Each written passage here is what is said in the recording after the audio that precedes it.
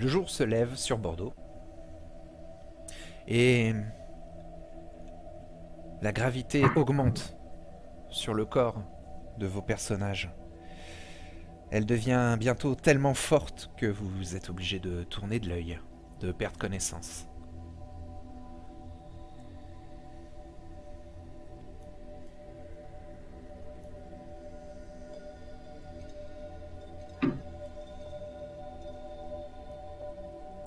La journée passe sans incident.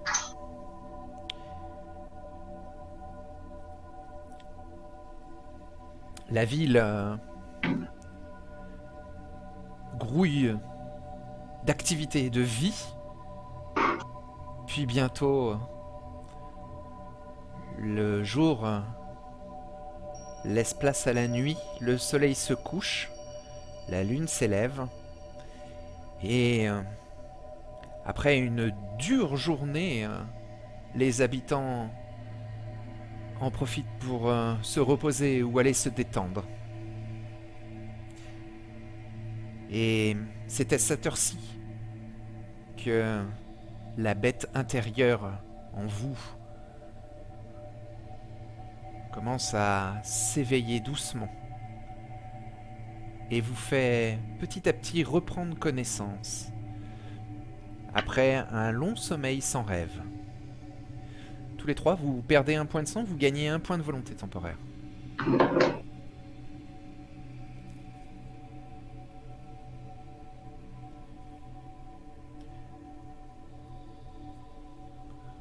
Vous vous réveillez doucement.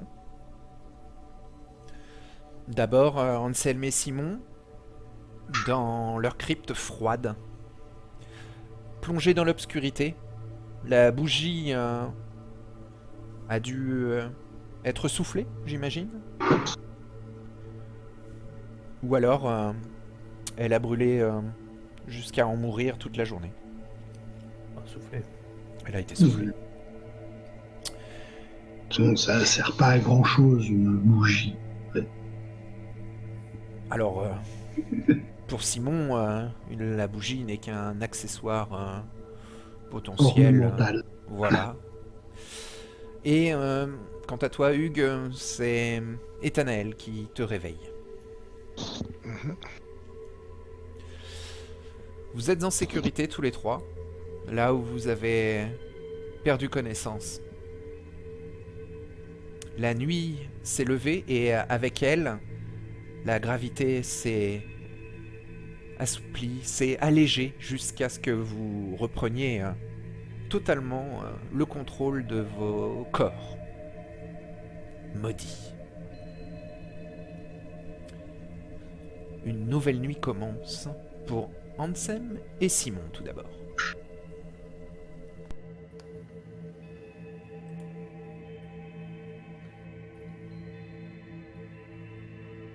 Mon cher camarade, vous sortez maintenant du sommeil.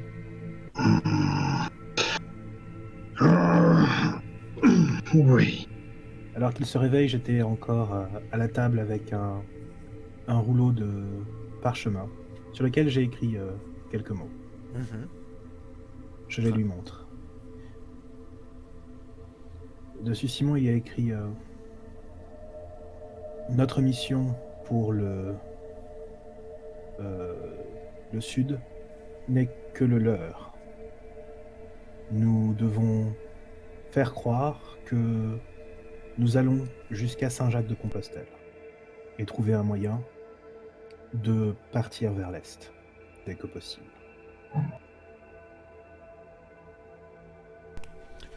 Déjà, qui est-ce? Simon, Pardon. tu as lu précisément tout le contenu du message et tu comprends que par ce message écrit, les oreilles indiscrètes ne pourront rien entendre. Donc j'acquiesce d'un mouvement de tête. La bougie laissée la veille est pratiquement morte. J'y laisse tomber le parchemin une fois que c'est terminé. Oui. De sorte à détruire ces dernières preuves de mon écrit. Tu peux le faire brûler avec la flamme de la bougie. Si tu veux. Ce que je fais. Après tout, tout est en pierre ici, hein, on est d'accord? Oui, oui, oui. Il n'y a aucun risque que la crypte s'embrase. Je le fais. Ok. Eh bien, vos paillasses prennent feu. Non, je plaisante. Non, non. Le parchemin tombe en cendres et finit de brûler au sol, sur la pierre froide. Vous êtes dans une crypte qui est scellée de l'extérieur. Il y a un escalier qui permet d'en sortir, mais qui est verrouillé par une grille qui a été cadenassée à une lourde chaîne qui, plusieurs fois, a été enroulée autour des deux montants de la grille, hein, qui condamne complètement l'accès à l'intérieur du tombeau.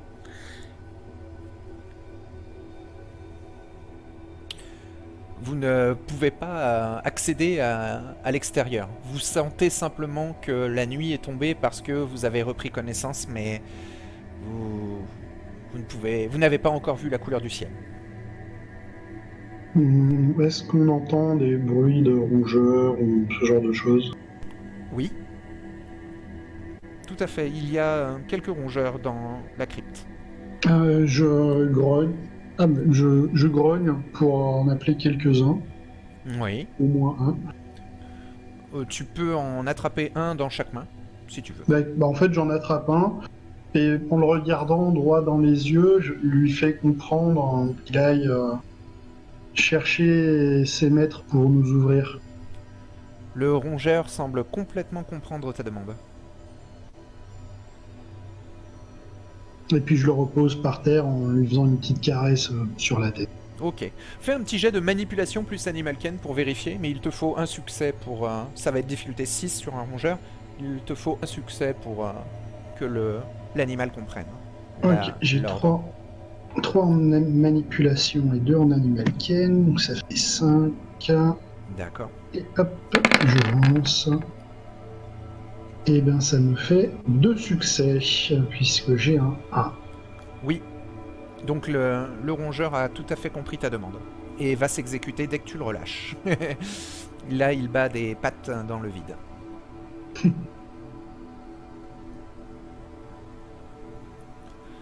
Donc l'animal part en courant et passe dans un tout petit trou de son espèce pour traverser les murs et aller au-delà des passages que vous ne pouvez pas emprunter. Sans être sous forme de brume ou sous forme, en tout cas, liquide. Bien. Bientôt, je saurai faire ça.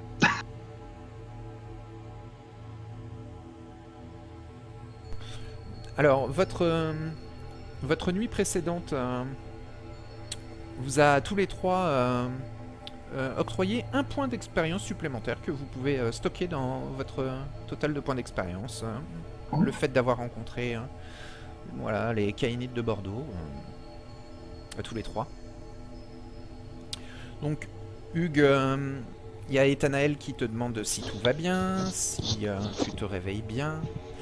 Et il est très inquiet, le petit Ethanaël, de ne pas avoir de nouvelles ni d'Henri ni de Clodas, que vous avez laissé à la foire.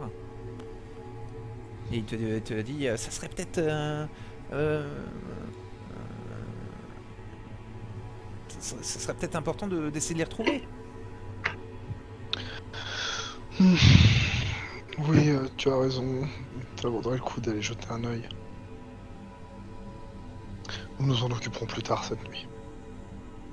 Bien, bien. Comment s'est passée la journée? Y a-t-il eu des visites? Oh, oui, des moines ont demandé à te voir et je leur ai ouvert et je leur ai expliqué que tu étais dans un travail qui demandait beaucoup de concentration. Je leur ai dit que tu étais le révérend de l'abbaye de Saint-Germain-des-Prés et que, voilà, de ton rang, voilà, ils n'avaient pas l'autorisation de venir perturber Mhm. ton travail et je suis allé avec eux prier et ils m'ont gentiment donné à manger dans le monastère. Mais je les aime pas. Ah. Ils me caressent tous la tête. Eh bien, Tanael, tu n'es pas obligé de te laisser caresser la tête si tu ne le veux pas. Mais ils pourraient me battre. Oui, bien sûr, mais est-ce qu'ils n'ont fait que ça? Ils ne t'ont Non. touché que Bah certains m'ont tripoté. tripoté, c'est-à-dire. Ils m'ont caressé le corps. Oui, il va falloir que j'ai une petite conversation avec ces moines. Bah, je pourrais pas te dire exactement qui c'était, et même... Non, c'est pas grave, ils vont tous prendre. Bon. Très bien, très bien. Eh bien, je vais m'en occuper, Tanael. Repose-toi, reste dans la chambre, lis une histoire si tu... Ah, mais si tu je le préférerais veux. revenir... Enfin, retourner auprès de Henri Oui. et Claudas. Si Je comprends. ça ne te Eh bien, dérange pas. alors attends-moi ici et j'ai une visite à faire avant de m'occuper de cela. Je reviens te chercher Ah non, non, mais et nous irons Non, voir. ne me laisse pas seul. Ah. Bah oui, mais là. Oh bah tant pis, bah, viens. Je t'accompagne. Ouais, ok, très bien. Bien, Tanel. Bon, bah reste avec moi alors. Même si Je vous êtes vais froid comme la l'emmener. mort, je suis plus rassuré à vos côtés qu'auprès des moines. Dis donc, mais les moines de Bordeaux. Bon, Ah, tu je vais sais aller. que ce n'est pas forcément lié à Bordeaux, hein. Ouais. Oui, mais celui-là, c'est le mien. Touchez les vôtres. Oui, oui, mais ils aiment bien Ouais, les la nouvelles diversité. têtes. Ah, Les bah, je vais nouvelles monter les têtes. fesses, tu vas voir les nouvelles têtes. Alors, quand vous sortez tous les deux, il y a un garde épiscopal, enfin, en tenue, qui vous attend, lance à la main. Enfin, lance à côté de lui, hein. Mhm. Il la pointe pas vers vous, mais il est au garde à vous et attend que vous sortiez. Oui. Et Bah, du coup, t'annonce... je sors. Révérend Lavenay, Oui, c'est cela. Messire Gare souhaite un entretien avec vous. Ah, c'est parfait. L'homme que je voulais voir. Il a Vous expressément demandé à vous voir après le crépuscule, et il est donc temps pour vous de me suivre. Eh bien, c'est parfait. Ouvrez la voie, je suis derrière vous. Eh bien, il pivote et avance dans les couloirs du monastère. Mhm. Eh bien, je le suis. Ok. Donc il y a quelques moines qui jettent des coups d'œil par-ci par-là pour voir qui passe dans les couloirs et te scrutent, toi et Tanael, d'un œil bienveillant, voire Mhm. trop bienveillant. Trop bienveillant. Ouais. Ou je les ignore pour l'instant. Oui. Et Simon et Anselme, vous patientez quelques temps et bientôt la porte dérobée dans le mur s'ouvre par le mécanisme et un des enfants de Perrin de Granit apparaît en baissant son capuchon. Vous voyez le visage hideux, monstrueux de la lignée Nosferatu. Il fait une révérence et vous indique le couloir par là où il vient, qui plonge dans l'obscurité totale.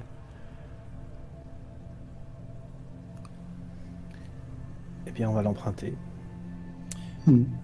Il sort une bougie et, avec un briquet à silex, l'allume pour ouvrir le chemin.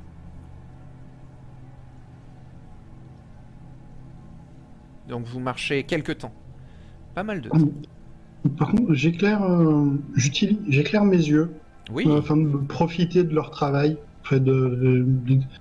et de comparer en gros un peu comment leur tunnel, au moins celui-là, est fait par rapport à ceux qu'on a pu voir sous l'abbaye de Saint-Marcel. Euh, Alors tu vois des structures de renforcement rocheuses, mais d'une roche différente de celle qui est taillée à même le sous-sol que vous empruntez.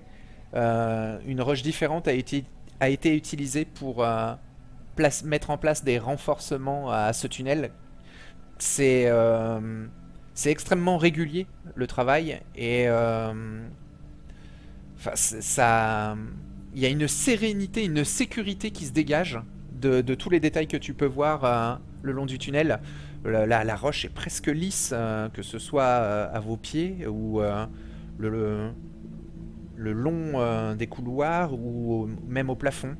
Et tu vois qu'il y a des fresques qui ont été gravées au-dessus de vos têtes dans le couloir.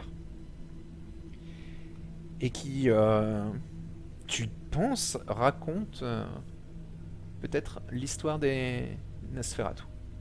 D'accord. Le travail est de précision, hein.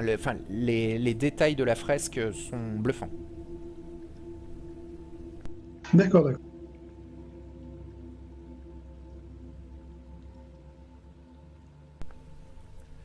Donc,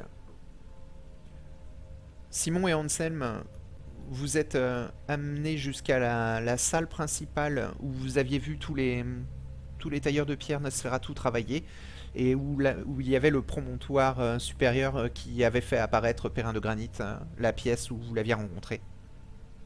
Et quant à toi, Hugues, accompagné d'Ethanaël, tu es amené en dehors du monastère, dans les jardins intérieurs. Et Lionel, Lionel Gare est là, euh, Ouais. à t'attendre dans le doux froid de la nuit. Ok. Écoute, je suis le garde à moi de toute façon jusqu'à Le garde être apporté. s'immobilise, ouais, devant Lionel, puis son supérieur, hein, l'homme massif et barbu, lui dit en occitan de retourner à sa patrouille, ou en tout cas de retourner à sa position. Et il vous laisse tous les trois dans les jardins sous le ciel nocturne. Ok. Je fais une révérence. Je m'incline devant Gare. Pas non plus complètement, mais tu sais, une demi-révérence, un peu d'excuse, on va dire. Et je lui dis Seigneur Gare, je vous prie de m'excuser pour hier. Je n'avais pas compris qui vous étiez réellement. Messire Et- l'abbé, nous n'avez pas à vous excuser. Hmm. Vous êtes le bienvenu sur le domaine du marquis de Morsac. C'est un honneur. Alors, hmm, j'ai suivi à la lettre vos recommandations concernant une journée calme et paisible dans votre cellule. J'espère que les ordres ont été suivis. Eh bien, voyez-vous, je suis au regret, mon cher Lionel, de vous dire que certains moines sont venus troubler mon repos et ont profité d'Ethanaël d'une manière qui n'est pas permis à quiconque autre que moi. Ah. Je souhaiterais, avec tout le respect que je vous dois, que cela ne se reproduise pas. Très bien. Je vais me rappeler de vos paroles et je châtierai qui de droit. Je vous remercie. En attendant, je vais vous demander de m'accompagner jusqu'à la cathédrale. La duchesse Sébert a demandé à vous rencontrer. Oui, très bien. Ce sera un plaisir. Très bien, suivez-moi.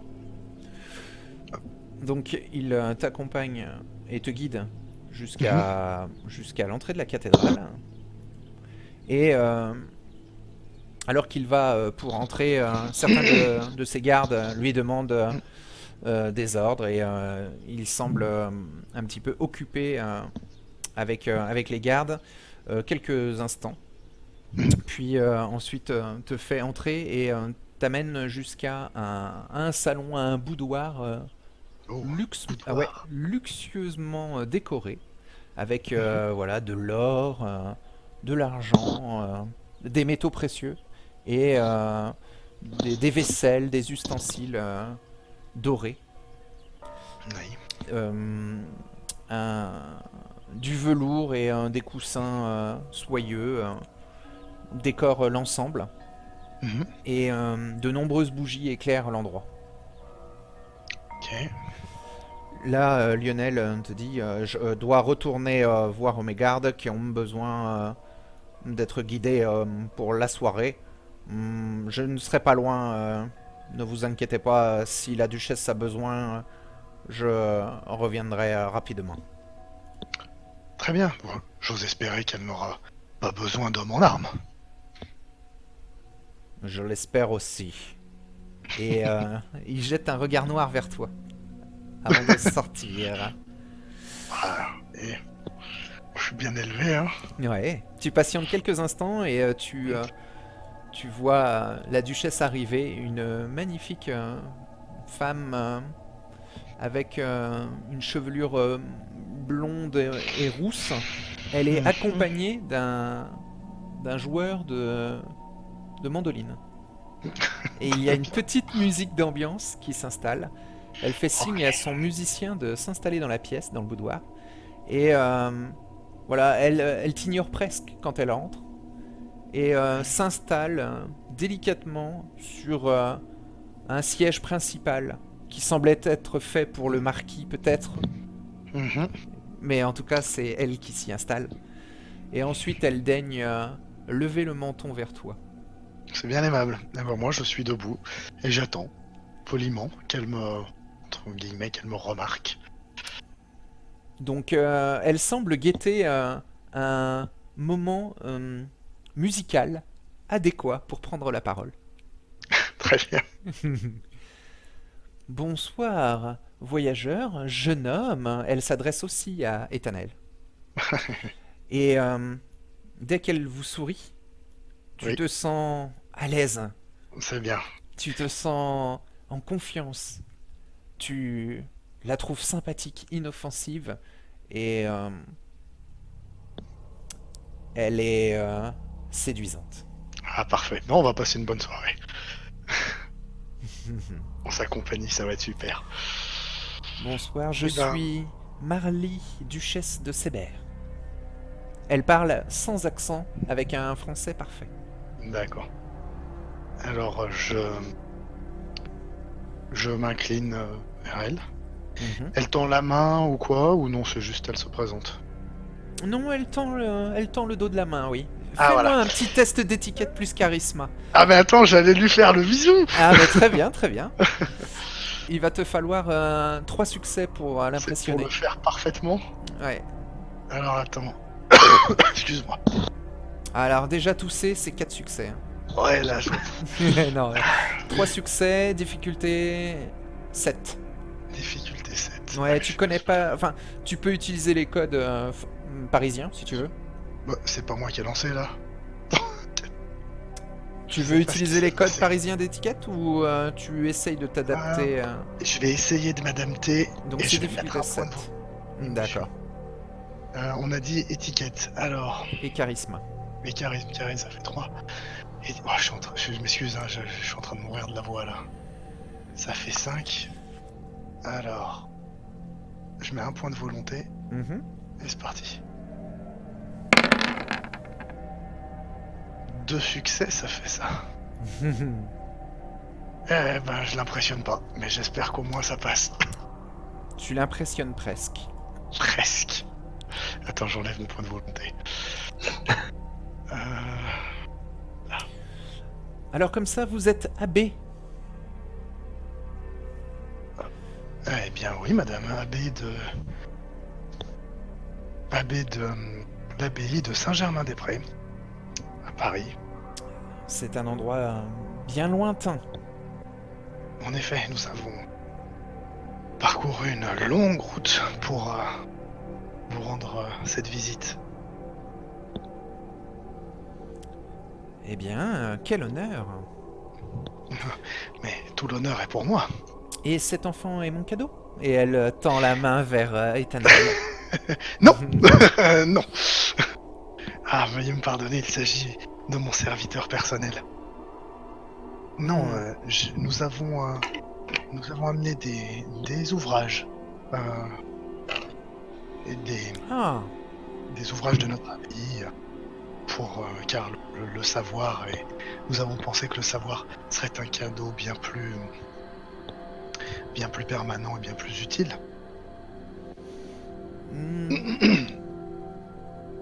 eh bien, je suppose que cela suffira. Eh bien, je suis ravi de l'entendre. Soyez le bienvenu dans la ville de Bordeaux. Et sachez que vous êtes sous la protection du marquis de Morsac pendant votre séjour. Voilà qui est rassurant. Combien de temps pensez-vous rester ? Je n'ai pas exactement de date pour notre départ, mais je tiens à vous rassurer, ce ne sera pas un séjour très long, et tout au plus quelques jours. Je dirais pas plus d'une semaine, peut-être moins. Vous êtes là pour la foire, peut-être ? Pour la foire et aussi pour le pèlerinage, car nous nous rendons vers Saint-Jacques-de-Compostelle. Et je tiens, tu sais, la coquille... pardon. Oui. La coquille que j'ai autour du cou. D'accord.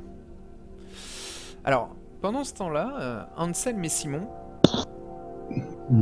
Perrin de Granit fait son apparition sur son promontoire, sur son balcon de roche. Messire Perrin. Bonsoir, mes invités. Tout se passe bien pour vous ? Tout se passe parfaitement bien.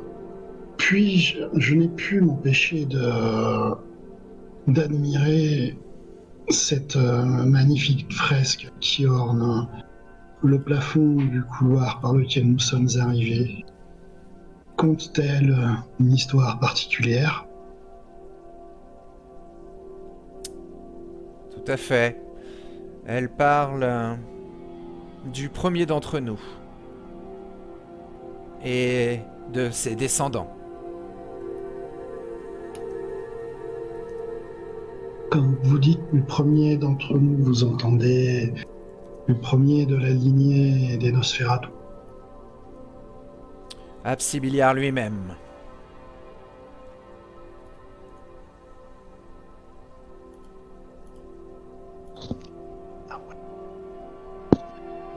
C'est donc une fresque et une histoire riche d'enseignements. C'est un honneur d'avoir pu la contempler. C'est un secret qu'il ne doit pas être partagé avec n'importe qui.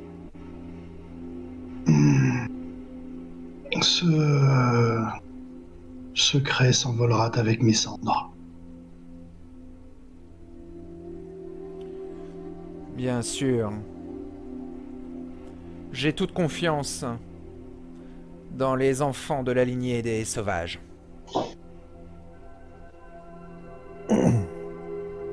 Vous avez moins confiance dans ceux de ma lignée, peut-être ?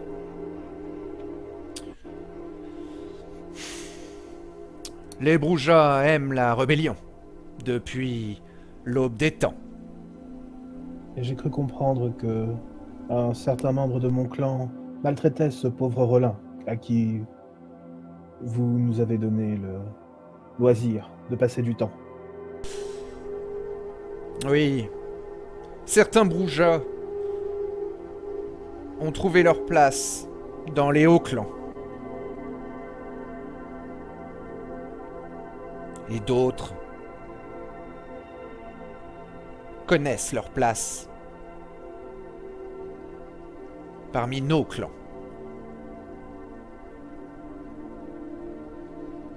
Malheureusement, pour la lignée du sang du chaos, il n'y a pas de fresque pour leur rappeler l'origine de leurs histoires. Et il a un air grave dans son regard vers toi, Anselme. Mon sire m'a parlé d'une dame à l'est, au loin. Une dame noble qui est de mon clan. Cela fait longtemps. Il y a beaucoup de noms connus dans la lignée des rebelles qui ont l'apparence d'une femme. Vous semblez être un puits de connaissances, messire de granit. Peut-être pourrez-vous partager avec nous cette connaissance.